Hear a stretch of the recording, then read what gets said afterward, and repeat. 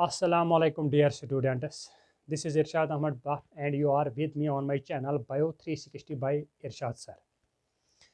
Today we are going to discuss about the topic organization of cell.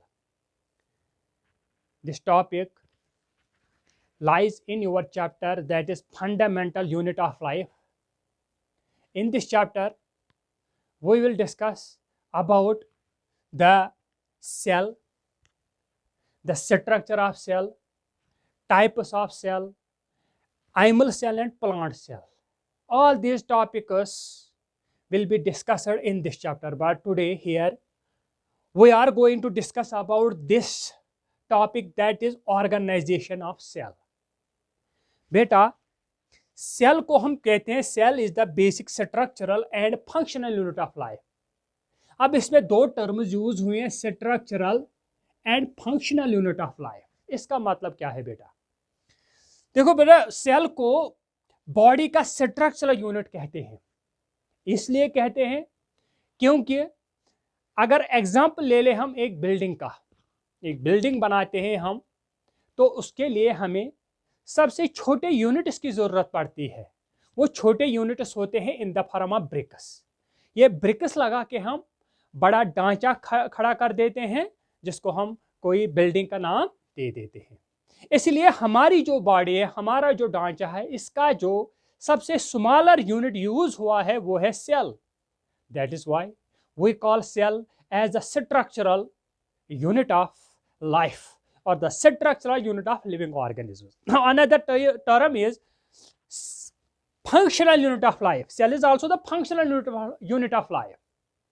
इसका मतलब क्या है बेटा? इसका मतलब ये है कि अगर हम एक ऑर्गेनिज्म की एग्जांपल ले ले, ये ऑर्गेनिज्म की फंक्शन जो है वो ऑरिजिनेट होती है सेल से.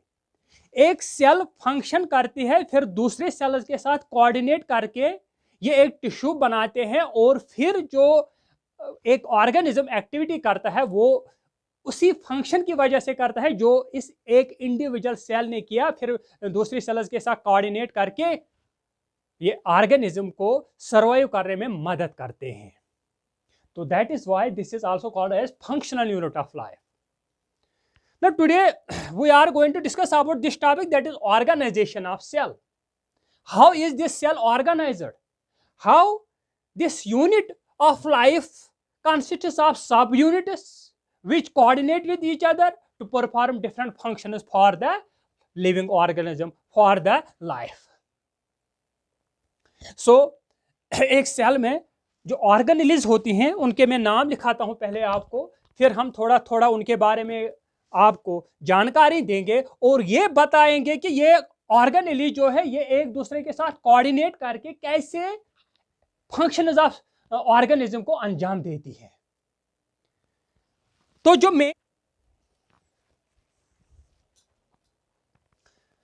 तो सेल के अंदर जो सबसे बड़ी ऑर्गेनेली है उसका नाम है न्यूक्लियस. इसके अलावा जो और ऑर्गेनेली सेल में पाए जाते हैं वो हैं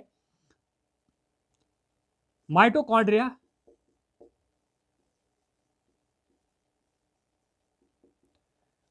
endoplasmic reticulum,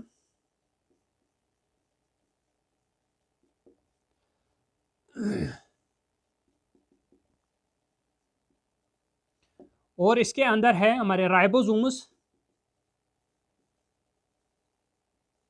Golgi apparatus,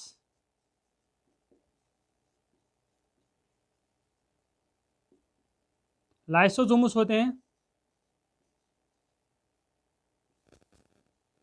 vacuoles होते हैं.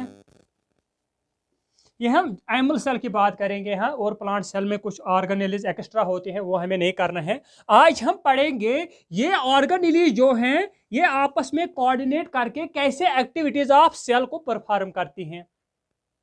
ये एक दूसरे से कैसे कोऑर्डिनेट करते हैं और एक सेल की एक्टिविटी करते हैं, इसकी फंक्शंस करते हैं, कैसे करते हैं. तो बेटा देखो, एक सेल मैंने आपको पहले भी बताया है कि सेल के बाहर एक कवरिंग होती है जिसको कहते हैं हम सेल मेम्ब्रेन. ये सेल मेम्ब्रेन है सेल का. और इसमें एक ऑर्गेनेली है जो double mount membrane bound organelle है, उसको कहते हैं न्यूक्लियस। और न्यूक्लियस के अंदर थ्रेड लाइक स्ट्रक्चर्स होते हैं, उनको बोलते हैं हम क्रोमोसोम्स। जो 46 क्रोमोसोम्स एक ह्यूमन सेल के अंदर होते हैं। और इसके अलावा इसके और ऑर्गेनेलीज भी है, जैसे ये ऑर्गेनेली है, इसको कहते हैं एंडोप्लाज्मिक रेटिकुलम। ये न्यूक्लियर मेम्ब्रेन से कंटिन्यूअस होती है। और इसी से जुड़े और एक ऑर्गेनेल है, उसको कहते हैं हम राइबोसोम्स। और एक ऑर्गेनेल जो इसके अंदर है उसको कहते हैं माइटोकॉन्ड्रिया।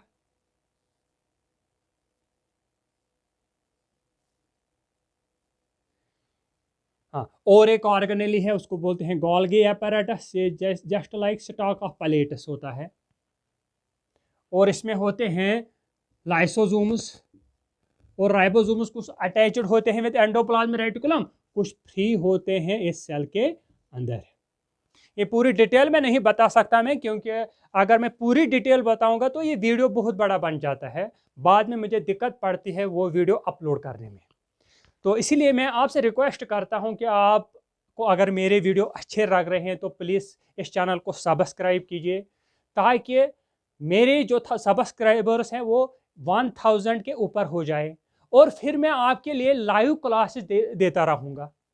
उससे मुझे आसानी पड़ेगी क्लास देने में। अगर मेरा क्लास लेंथी भी हो जाए तो फिर उसमें प्रॉब्लम नहीं है अगर हम लाइव ये क्लास दे दें।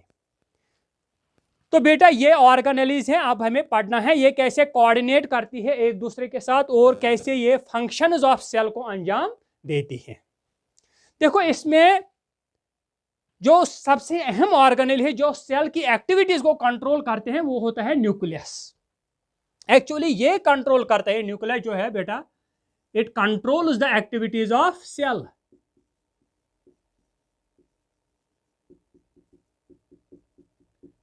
कैसे करता है? With the help of these chromosomes called genetic material. तो ये कंट्रोल करता है with the help of these chromosomes. अभी आपको ज़्यादा आइडिया नहीं है, आप 9th क्लास का टॉपिक है, क्रोमोसोम्स के बारे में आपको ज़्यादा जानकारी नहीं होगी, लेकिन मैं थोड़ा बहुत आपको समझाऊंगा कि क्रोमोसोम क्या होता है। एक्चुअली क्रोमोसोम जो होता है ये कॉम्बिनेशन ऑफ डीएनए और प्रोटीन का होता है, यानी प्रोटीन और डीएनए मिलके जो है क्रोमोसोम को बनाते हैं। ये डीएनए क्या है बेटा? ये थ्रेड लाइक स्ट्रक्चर होता है, ऐसे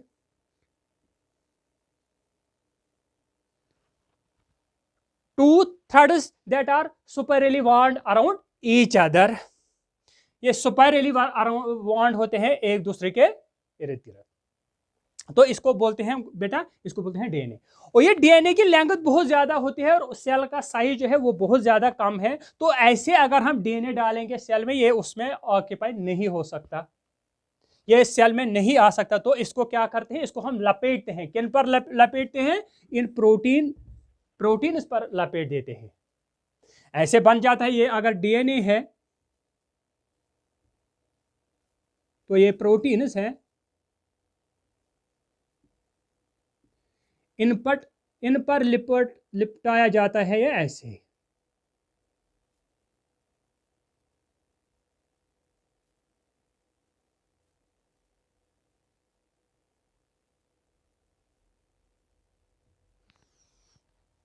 फिर ये जो लॉन्ग थ्रेड है ये कंडेंस हो जाती है ये थ्रेड, और ये कंडेंस होके ऐसे एक स्ट्रक्चर बनाते हैं, जिस स्ट्रक्चर का नाम हम देते हैं क्या? क्रोमोसोम। यही डीएनए और प्रोटीन कंडेंस होके ये मॉलिक्यूल बनाते हैं, और फिर इसी मॉलिक्यूल को हम रिप्रेजेंट ऐसे करते हैं, हम कहते हैं ये क्रोमोसोम है एक्चुअली। तो ये थोड़ा बहुत आइडिया है about what is chromosome. Chromosome का combination of DNA and proteins. Actually this DNA is wound around some proteins which are actually histones। ठीक, ये इनके अराउंड wound किया जाता है, लपेटा जाता है इन प्रोटीन मॉलिक्यूल्स के इर्द गिर्द। और फिर ये कंडेंस होके, ये थ्रेड जो लॉन्ग थ्रेड है ये कंडेंस होके ये क्रोमोसोम बनाता है। लेकिन हमें क्या करना है, हमें आज पढ़ना है ऑर्गेनाइजेशन ऑफ सेल।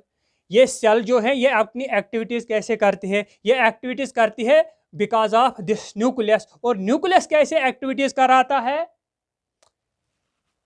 सेल को, वो हम पढ़ेंगे, ठीक है। देखो बेटा, अगर हम डीएनए की बात करेंगे तो डीएनए पर हमारी बॉडी के लिए कोड होता है। हमारी बॉडी जो है प्रोटीन मॉलिक्यूल्स की बनी है। अब ये प्रोटीन मॉलिक्यूल्स सेल को बनाने हैं, तो वो कैसे बनाएगी ये सेल? एक्चुअली अगर हम प्रोटीन बोलें तो प्रोटीन क्या होता है बेटा? Long chain of amino acids, and the function of protein depends upon the sequence of amino acids in the protein. देखो एमिनो एसिड्स जो हैं उनके मुख्तलिफ नाम हैं, लेकिन यहां मैं जो एमिनो एसिड रिप्रेजेंट करूंगा वो करूंगा A B C D E F और जी से। We call it the sequence of amino acids. और सीक्वेंस ऑफ एमिनो एसिड बहुत ज्यादा इंपॉर्टेंट है for the functioning of protein. यानी सीक्वेंस कैसी होगी एमिनो एसिड की, उसी तरह की फंक्शन भी होगी उस प्रोटीन की। तो हम प्रोटीन बनाएंगे, लेकिन प्रोटीन का जो कोड है बेटा वो कहां से मिलेगा हमें? डीएनए से मिलेगा। लेकिन डीएनए पर छोटे छोटे सेगमेंट्स होते हैं बेटा, छोटे छोटे ऐसे सेगमेंट्स होते हैं डीएनए पर। उन सेगमेंट्स को हम कहते हैं जीनस। यही जीनस जो है रेस्पॉन्सिबल है हमारी कैरेक्टरिस्टिक्स के लिए। यानी मेरा कोई कैरेक्टरिस्टिक है, जैसे मेरे आईज का कलर क्या है, ये मेरा कैरेक्टरिस्टिक है। इसके लिए अलग जीनस है मेरे बॉडी में जो मेरी आई कलर को डिटरमाइन करते हैं। मेरे हेयर का कलर क्या है, मेरी हाइट क्या है, मेरे जो ये ईयर लोब्स है ये अटैच्ड है डिटैच्ड है, ये कैरेक्टरिस्टिक्स है हमारे। और हर एक कैरेक्टरिस्टिक के लिए अपीयर ऑफ जीनस होता है हमारी बॉडी में। और वो जीनस कहाँ होते हैं? डीएनए पर होते हैं। हर एक कैरेक्टरिस्टिक के लिए बेटा 2 जीन्स होते हैं, याद रखना आप।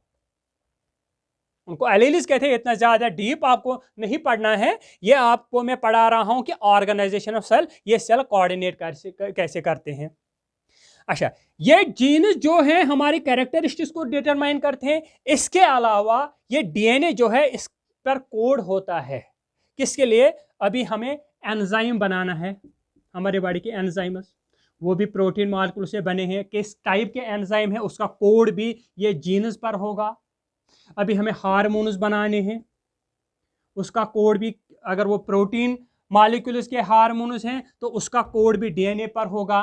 अभी हमें कोई स्ट्रक्चरल प्रोटीन बना है, स्ट्रक्चरल प्रोटीन बोलते हैं जो बॉडी में हमारे स्ट्रक्चर बना होता है, उसको बोलते हैं स्ट्रक्चरल प्रोटीन। तो उसका कोड भी जो होगा बेटा वो इस डीएनए पर होगा। उसके लिए अलग से जीन्स होंगे इस पर। ये कोड कौन रीड करता है? फिर कौन एमिनो एसिड जोड़ के कोई पर्टिकुलर मॉलिक्यूल बनाता है? वो ऑर्गेनेली जो हमारे बॉडी में है, जो प्रोटीन सिंथेसिस करते हैं, वो है ये राइबोसोम्स। मैंने यहाँ फ्री राइबोसोम दिखाया है, लेकिन जर्नली ये ribosomes are attached with the endoplasmic reticulum. समझाने के लिए मैं यहाँ फ्री इनसाइड द साइटोप्लाज्म दिखाया है राइबोसोम को। अब ये राइबोसोम क्या करेगा?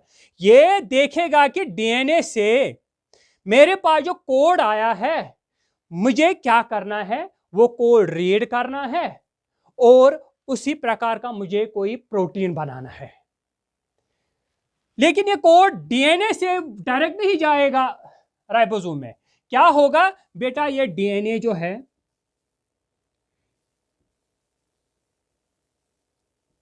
ये इसका कोड जो है वो कॉपी होगा एक अनदर मॉलिक्यूल पे, उसको कहते हैं आरएनए। ये डीएनए का सेगमेंट है, ये कॉपी होके और एक अपने जैसा सेगमेंट बनाएगा, उसको बोलते हैं आरएनए। अब ये आरएनए का काम क्या है? ये कोड ले जाता है किसको? राइबोसोम को। ये मैसेज ले जाता है किसको? राइबोसोम को। इसको कहते हैं messenger RNA. RNA ribonucleic acid, DNA deoxyribonucleic acid. ये मैं लिखाऊंगा आपको कि इनकी जो एब्रिविएशन है ये क्या है, डीएनए किसको बोलते हैं और आरएनए किसको बोलते हैं।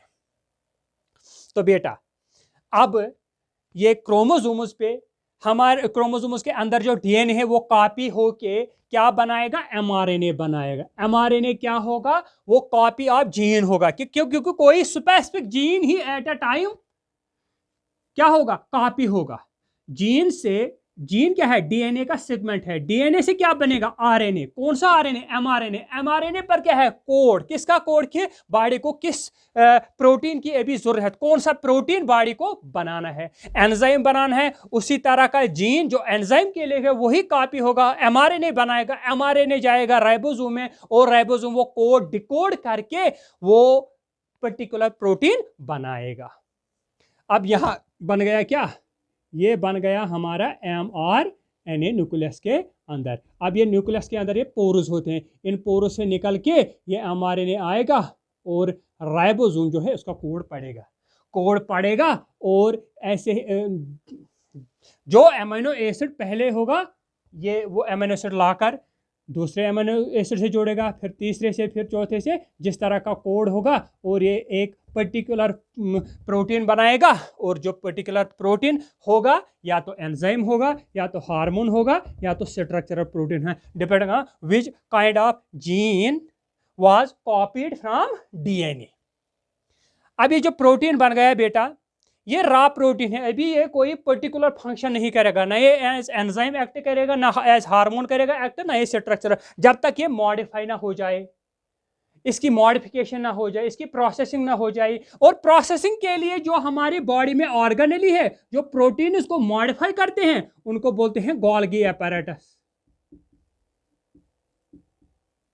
गोल्गी एपैरेटस की फंक्शन क्या है, मॉडिफिकेशन ऑफ प्रोटीन। ये प्रोटीन जो बनाया था राइबोसोम में, अभी ये फंक्शनल नहीं, मॉडिफिकेशन ऑफ प्रोटीन अभी ये फंक्शनल नहीं है। फंक्शनल इसको कौन बनाएगा, गोल्गी एपैरेटस फंक्शनल बनाएगा। लेकिन राइबोसोम से जो प्रोटीन बना उसको ट्रांसफर करना है, ट्रांसपोर्ट करना है, कहां तक ले जाना है, गोल्गी एपैरेटस तक ले जाना है। तो गोल्गी एपैरेटस तक ले जाने के लिए जो ऑर्गेनेली यूज होती है वो कौन सी ऑर्गेनेली है, वो है एंडोप्लाज्मिक रेटिकुलम। वो कौन सी ऑर्गेनेली है, एंडोप्लाज्मिक रेटिकुलम। तो एंडोप्लाज्मिक रेटिकुलम का जो फंक्शन है वो है ट्रांसपोर्ट ऑफ प्रोटीन्स।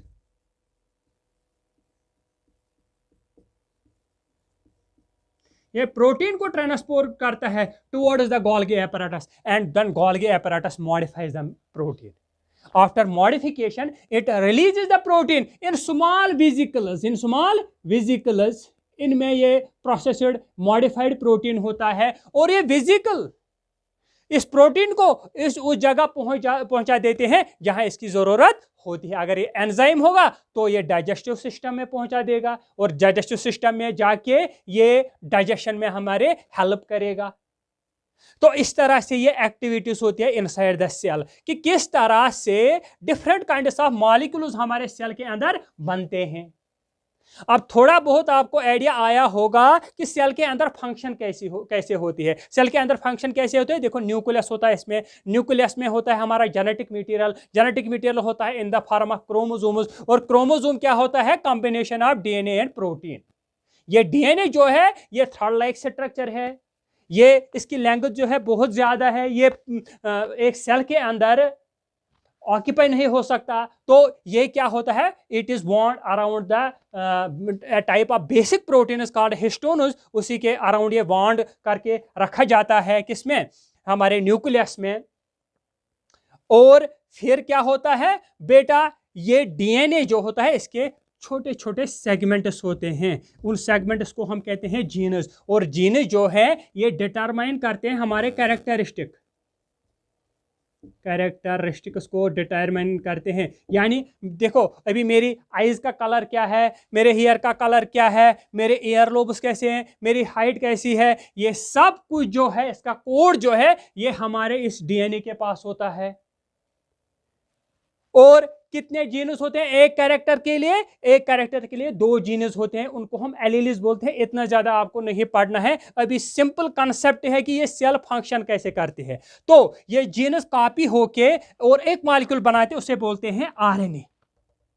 लेकिन ये आरएनए क्या है, ये मैसेज ले जाता है। किसके लिए मैसेज ले जाता है कि बॉडी को किस चीज़ की ज़रूरत है, किस टाइप का प्रोटीन उसे ज़रूरत है, इसीलिए ये मैसेज ले जाता है इस राइबोसोम को। और इसीलिए इसको कहते हैं हम मैसेंजर आरएनए, इसको बोलते हैं मैसेंजर, क्योंकि ये मैसेज लेके आया कहाँ, ये एमआरएनए है, ये मैसेज लेके आया राइबोसोम तक कि आपको जो प्रोटीन बना है किस तरह का प्रोटीन बना है। क्योंकि प्रोटीन में सबसे ज़्यादा इंपॉर्टेंट जो है वो है सीक्वेंस ऑफ एमिनो एसिड। अगर हम ये सीक्वेंस चेंज कर दें, अगर हम जी इधर लाए और डी इधर लाएं, ये प्रोटीन जो है इसका स्ट्रक्चर जो है चेंज हो गया और इसकी फंक्शन जो है वो भी चेंज हो जाएगी। ये अलग प्रकार का प्रोटीन है, ये अब वो फंक्शन नहीं करेगा जो इससे पहले कर सकता था।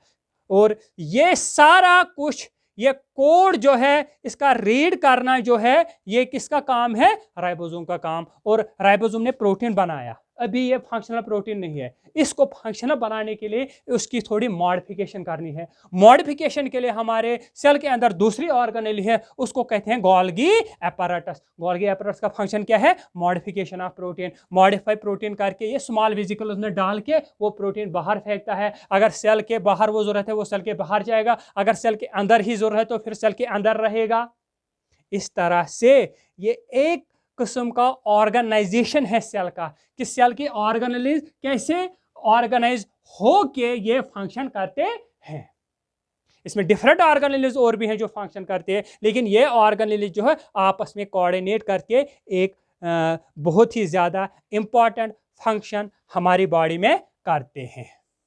I hope that you have understood this topic properly, and in the next lecture I will try my level best to increase your knowledge regarding the organization of cell.